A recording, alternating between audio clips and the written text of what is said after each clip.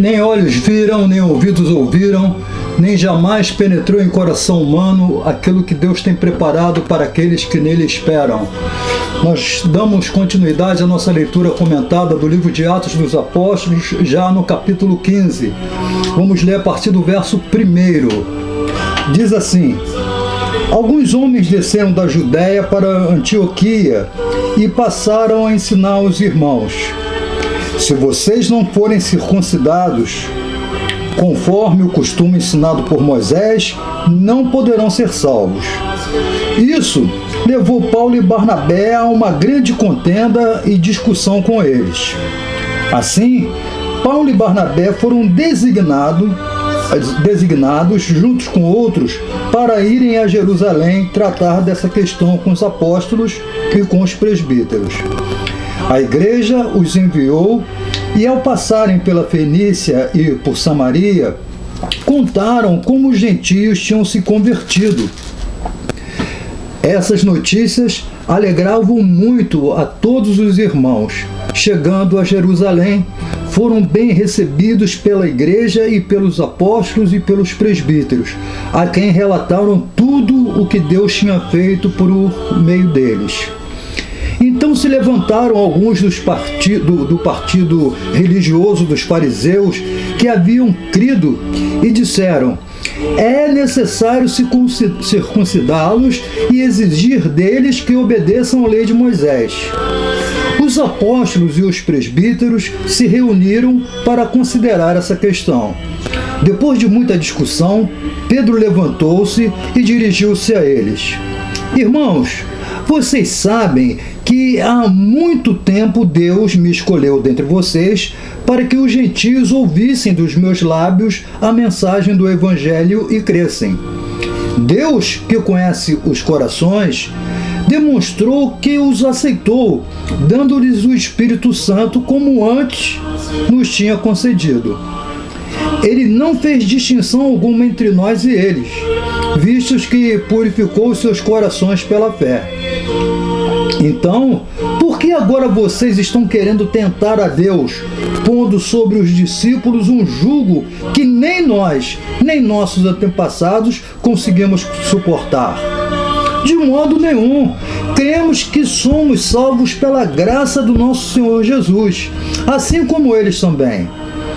Toda a assembleia ficou em silêncio, enquanto Barnabé e Paulo falando de todos os sinais e maravilhas que por meio deles Deus fizera entre os gentios. Quando terminaram de falar, Tiago tomou a palavra e disse: irmãos, ouçam-me. Simão nos expôs como Deus no princípio voltou-se para os gentios, a fim de reunir dentre as nações um povo para o seu nome. Concordam com isso as palavras dos profetas, conforme está escrito: depois disso, voltarei e reconstruirei a tenda caída de Davi. Reedificarei as ruínas e a restaurarei, para sempre que o restante dos homens busque o Senhor e todos os gentios sobre os quais tem sido invocado o meu nome, diz o Senhor, que faz estas coisas conhecidas desde os tempos antigos. Portanto, julgo que não devemos pôr dificuldades aos gentios que estão se convertendo a Deus. Ao contrário, devemos escrever a eles, dizendo-lhes que se abstenham de comida contaminada pelos ídolos, da imoralidade sexual, da carne de animais estrangulados e do sangue. Pois desde os tempos antigos, Moisés é pregado em todas as cidades, sendo lido nas sinagogas todos os sábados. Terminamos aqui essa perícope. O que acontece, gente? Nós sabemos que os judeus possuem 613 leis lá estabelecidas desde os tempos de Moisés. 613. Nós sabemos que ninguém foi capaz de cumprir essas leis, né? As chamadas leis cerimoniais, leis sacrificiais, leis morais, né? As leis que regulam o relacionamento do homem para com o seu próximo e as leis que regulam o relacionamento do homem para com Deus. E ninguém foi capaz de cumprir. O que acontece? Apesar disso, os judeus consideram quem não é judeu gentio, gente de segundo nível, gente de segunda linha. Quando houve essa conversão em massa, os judeus recusaram, eles não queriam se relacionar com pessoas por eles consideradas imundas, né? Assim como eles também não se relacionavam com os samaritanos. Nós lembramos quando nós lemos o episódio onde Pedro se recusou a comer aqueles animais considerados imundos que desceram em algo como um lençol, né? Apesar de Deus estar mandando ele matar e comer, ele se recusou. A religião dele mandou mais alto, né? Falou mais alto.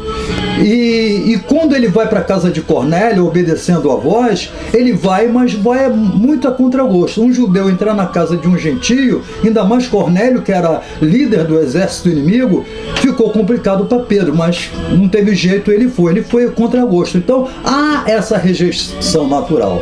Mas quando houve essa conversão em massa, houve uma divisão na igreja. Enquanto uns achavam que esses recém-chegados deveriam cumprir os rituais de Moisés, que segundo eles cumpriam, que na realidade não cumpria. Jesus botou o dedo ali e disse: vocês não passam de hipócritas de sepulcros caiados, né? Algo disfarçado, mas o interior é podre. Apesar deles não cumprirem, eles estavam, deixa eu usar uma palavra aqui, botando banca para cima dos gentios, querendo inclusive que eles fossem circuncidados.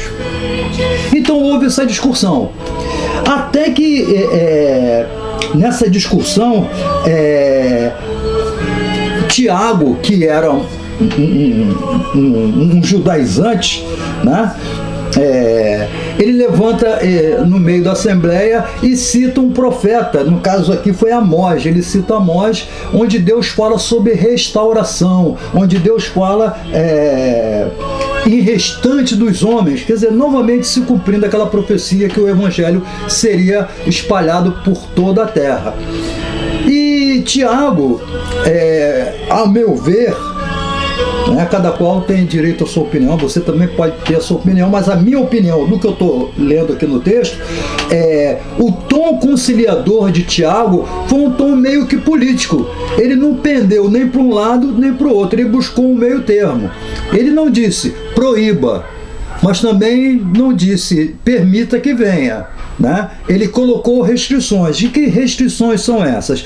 Algumas das leis, ou algumas das 613 leis estabelecidas desde os tempos de Moisés. São estas: se abster de comida contaminada pelos ídolos, ou seja, comidas sacrificadas, né? Por exemplo, lá de onde eu venho, tem uma deidade, lá não sei como é que eu posso falar, um santo, né, que é chamado de Santo Menino. E quando chega no dia de comemorar esse santo, as pessoas cumprem promessas dando saquinhos de doces para as crianças, né? É um alvoroço, a criançada na rua correndo, indo na casa das pessoas para pegar os saquinhos com doce.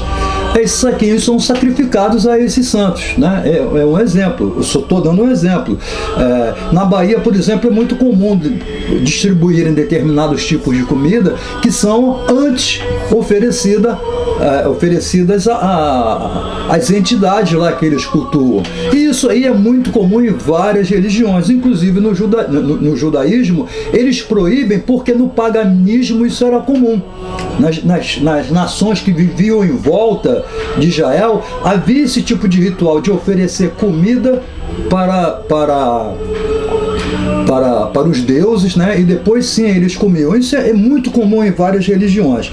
Então uma das leis que era estabelecida era não comer comida que é sacrificada, né? Que é consagrada, oferecida a ídolos, né? E, uma outra coisa é a imoralidade sexual. A carne de animais estrangulados, o judeu ele come carne, mas a maneira com que ele mata esse animal é uma maneira especial. Eu não sei explicar exatamente como é feita a coisa, mas o cuidado é que o animal sinta o mínimo de medo possível. tá? Porque o animal, quando ele sente medo, ele joga uma substância no sangue dele, o organismo dele, o nosso organismo produz isso também, né? Chamado adrenalina. É um hormônio que é produzido quando você está em estado de medo, né?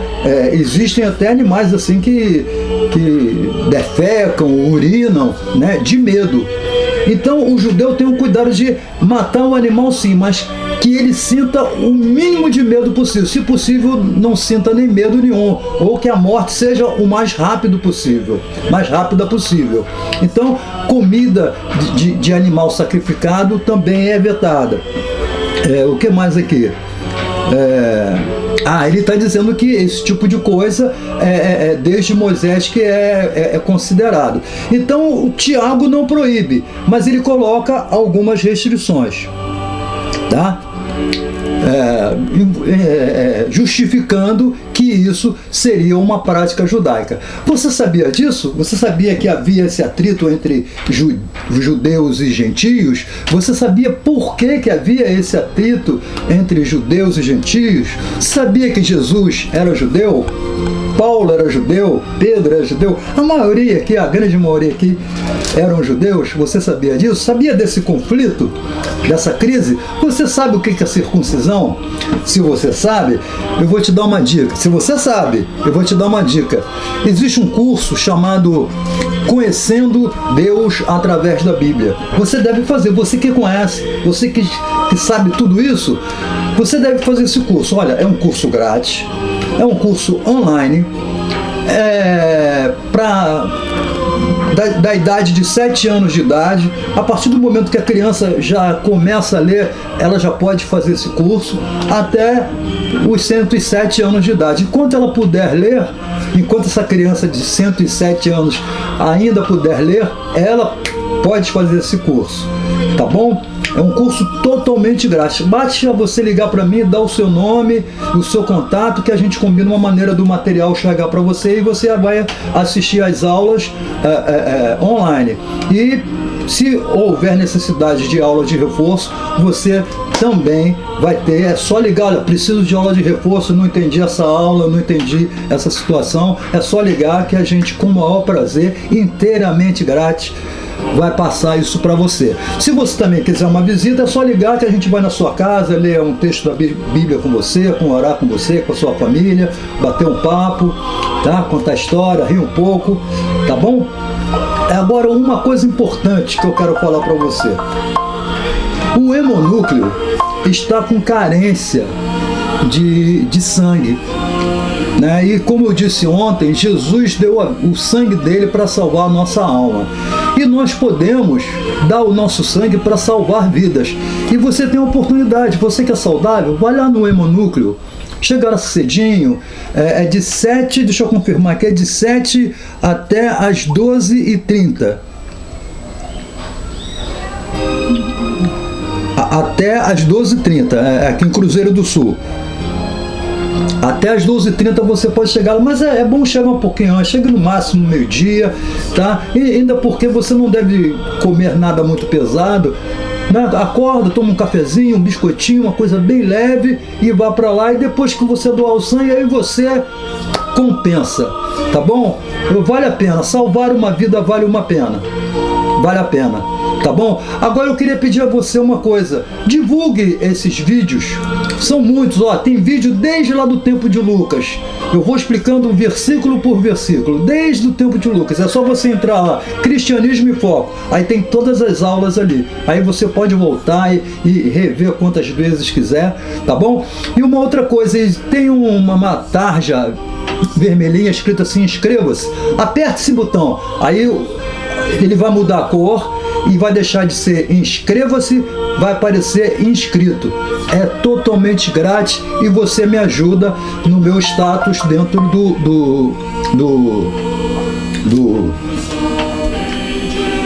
Ai, deu branco. Dentro da empresa que promove o vídeo, tá bom? E tem um dedinho assim para cima, você aperta. É o YouTube, lembrei agora. Você me ajuda lá no meu score, lá no YouTube.